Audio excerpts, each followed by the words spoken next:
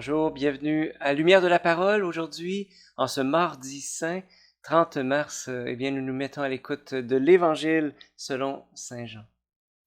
En ce temps-là, au cours d'un repas que Jésus prenait avec ses disciples, il fut bouleversé en son esprit et rendit ce témoignage. Amen, amen, je vous le dis, l'un de vous me livrera. Les disciples se regardaient les uns les autres avec embarras, ne sachant pas de qui Jésus voulait parler. Il y avait à table, appuyé contre Jésus, l'un de ses disciples, celui que Jésus aimait. Simon-Pierre lui fait signe de demander à Jésus de qui il voulait parler. Le disciple se penche donc sur la poitrine de Jésus et lui dit « Seigneur, qui est-ce » Jésus lui répond « C'est celui à qui je donnerai la bouchée que je vais tremper dans le plat. » Il trempe la bouchée et la donne à Judas, Judas, le fils de Simon l'Iscariote. Et quand Judas eut pris la bouchée, Satan entra en lui. Jésus lui dit alors, « Ce que tu fais, fais-le vite. » Mais aucun des convives ne comprit pourquoi il disait cela. Comme Judas tenait la bourse commune, certains pensèrent que Jésus voulait lui dire d'acheter ce qu'il fallait pour la fête ou de donner quelque chose aux pauvres. Judas prit donc la bouchée et sortit aussitôt. Il faisait nuit. Quand il fut sorti, Jésus déclara, « Maintenant le Fils de l'homme est glorifié, et Dieu est glorifié en lui. Si Dieu est glorifié en lui, Dieu aussi le glorifiera, et il le glorifiera bientôt. Petits enfants, c'est pour peu de temps que je suis encore avec vous. Vous me chercherez, et comme je l'ai dit aux Juifs, là où je vais, vous ne pouvez pas venir.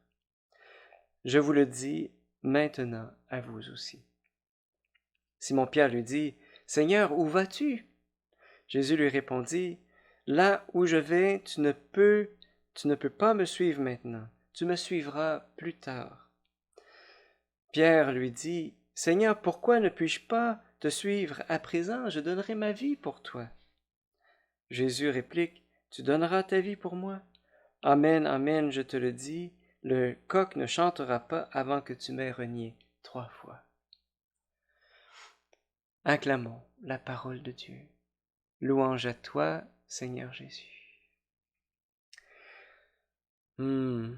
Cher Pierre, ça vous est déjà arrivé de dire une parole comme celle de Pierre, par exemple? « Je donnerai ma vie pour toi. » Pour moi, ça m'est déjà arrivé. Quelque chose comme « Je serai toujours là pour toi » ou « Je ne t'abandonnerai jamais ». Sur le moment, c'est l'expression d'un désir sincère, mais avec le temps, les choses changent, puis j'ai souvent réalisé à mes dépens que, en fait, mes paroles pouvaient ressembler des fois à des chèques sans fond, que les paroles que j'avais dites, je n'étais plus en mesure de les honorer quelques temps plus tard, quelques mois plus tard, quelques années plus tard. Et donc, voilà, et j'ai pu créer, moi, des déceptions, justement parce que j'avais, au fond, fait des promesses qui étaient, des paroles qui étaient plus grandes que nature. Un peu comme Hérode avec la fille d'Hérodiade. Hein, demande-moi ce que tu veux, même si c'est la moitié de mon royaume. Je suis prêt à tout te donner ce que tu veux. Mais voilà. Et Pierre dit naïvement dans l'évangile d'aujourd'hui qu'on vient d'entendre, « Je donnerai ma vie pour toi. » Puis il est sincère, Pierre. Il est sincère. Et pourtant, Jésus lui annonce, « Amen, amen, je te le dis, le coq ne chantera pas avant que tu m'aies renié 3 fois. » Il faut se remettre en contexte. Parce que à quoi Pierre pouvait bien s'attendre? C'était quoi ses attentes? Eh bien, il faut savoir que Jésus était entré durant le dimanche des Rameaux, à dos d'âne. Et puis ça, c'était comme l'entrée du roi dans la ville sainte. C'était la manière d'introniser les rois d'Israël. Et on appelait Jésus fils de David. Et qu'a fait David? Sinon de bouter dehors les Philistins, les envahisseurs. David, c'était un chef d'armée. Alors, Pierre, dans sa tête, il se disait, Jésus, lui, à un moment donné, il va donner le signal, puis tout le monde va se rallier à lui pour mener une insurrection contre les Romains. Et Jésus, au fond, plutôt Pierre pensait, il y avait tout ça en tête.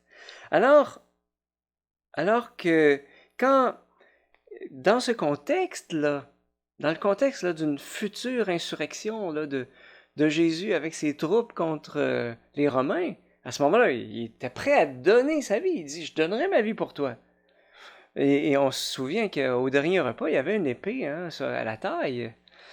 Mais voilà que quand il va découvrir que Jésus va se livrer sans défense, en se laissant juger, sans prendre l'épée, et pire, en demandant à Pierre de ranger son épée, alors il ne comprendra plus rien. Et Jésus va aller bien au-delà de sa compréhension en choisissant de livrer sa propre vie jusqu'au sang par une mort violente et injuste, en se laissant crucifier pour le pardon de nos péchés. Pierre n'était pas encore capable de comprendre ça. Et c'est pourquoi Jésus doit lui prophétiser, Amen, Amen, je te le dis, le coq ne chantera pas avant que tu m'aies renié 3 fois. Tu sais. Et Pierre était sincère, mais il ne peut pas comprendre le mystère de l'abaissement infini de Jésus pour notre salut. Jésus va s'abaisser dans l'abîme du péché, du mal, la souffrance humaine. Et le combat que Jésus doit livrer, il doit le livrer seul. Et Pierre ne peut pas comprendre ce qui se passe. Et je me dis, Pierre, il nous ressemble tellement. On voudrait tellement faire des grandes choses pour le Seigneur, pour Jésus, pour Dieu, pour l'Église. Mais peut-être que la première chose à faire, c'est pas de faire quelque chose, ni même d'imiter Jésus sur son chemin de croix, mais d'abord d'accueillir la passion de Jésus pour nous. Jésus, sous nos yeux, va vivre une passion d'amour, il va vivre la croix, le procès, la flagellation, le couronnement d'épines, portement de la croix, la crucifixion. Et tout ça, c'est pour toi et pour moi. Et donc, je me dis, la passion de Jésus, avant d'être un modèle à imiter, quelque chose à faire, c'est peut-être d'abord un don à accueillir. C'est ce que Pierre va comprendre. C'est ce que Pierre va comprendre. Et vous savez, lorsque Jésus ressuscité va lui apparaître, va lui dire à 3 reprises, « M'aimes-tu » ? Et donc, quelque part, c'est ça qui nous est peut-être demandé aujourd'hui, à la suite de Pierre, c'est d'accueillir, d'être sauvé.